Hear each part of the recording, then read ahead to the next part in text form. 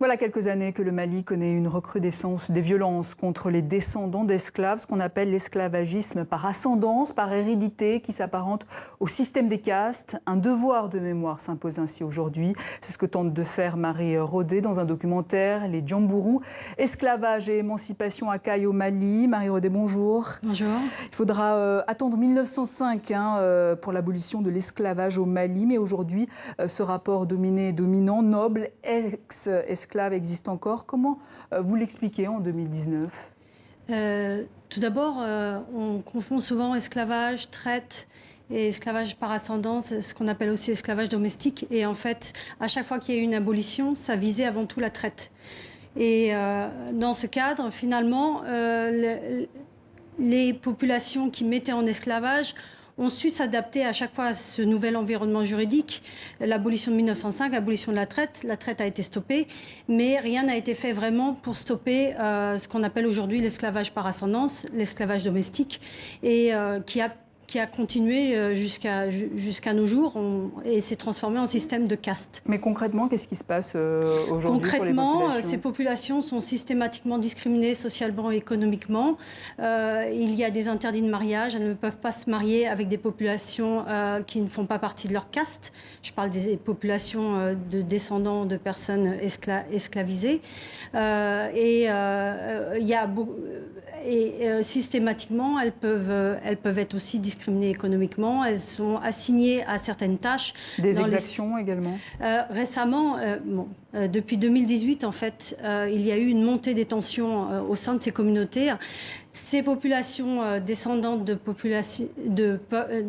personnes esclavisées ont refusé qu'on continue à les appeler, à les assigner comme esclaves. Et de là, la partie de la population qu'on désigne comme noble ou comme les descendants des maîtres a commencé à les ostraciser systématiquement des activités économiques. Alors on va peut-être raconter ce pan de l'histoire méconnue, finalement, l'esclavage dans le Sahel, fin 19e siècle, d'où vient-il ? En fait, l'esclavage au Sahel a une très longue histoire. Il prédatait sans doute l'esclavage atlantique, mais avec l'esclavage atlantique, en fait, il y a une augmentation de la demande et donc une augmentation de l'esclavage interne. Mais à la fin du 19e siècle, en fait, avec l'abolition de l'esclavage atlantique, la demande atlantique est fermée.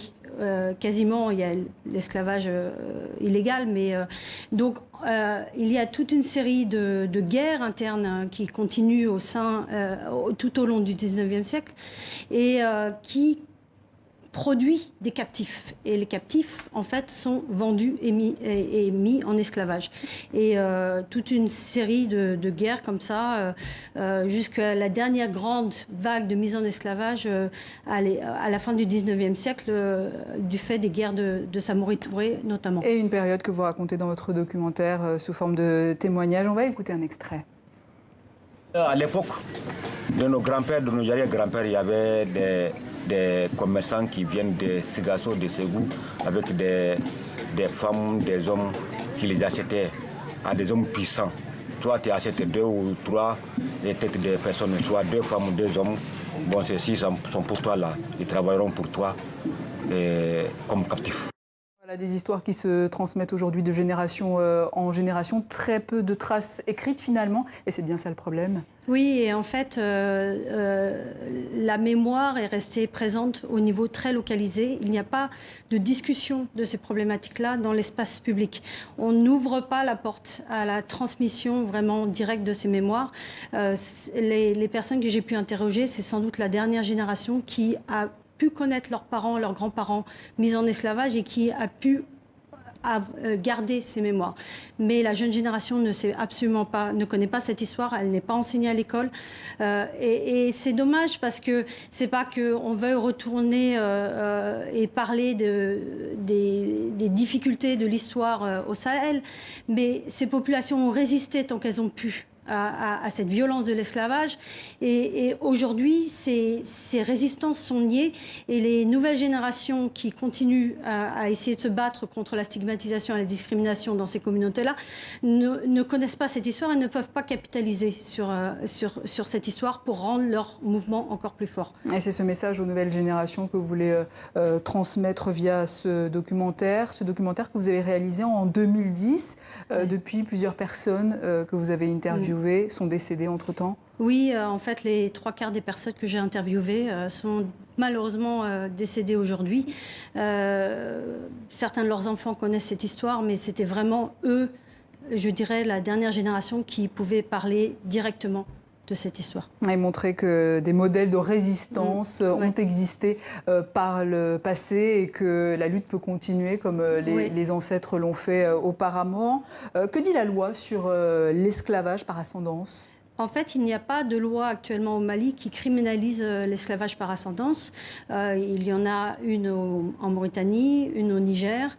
Il y avait un pré-projet de loi en 2016 qui est resté au fond d'un tiroir, qui n'a pas abouti parce que le Mali dit qu'il a d'autres priorités à l'heure actuelle, notamment en termes de sécurité. Mais ce qui est dangereux, c'est que justement dans cette période de crise sécuritaire, des populations déjà vulnérables, historiquement discriminées, peuvent se retrouver encore plus vulnérables. Et ce sont les premières personnes à protéger, surtout dans une perspective de dialogue national et de réconciliation entre les communautés. Et parmi ces communautés, les Djambourou, d'où l'objet de votre documentaire, les Djambourou, esclavage et émancipation à Caille au Mali. Marie Rodet, merci d'être passée par nos locaux de TV5 Monde.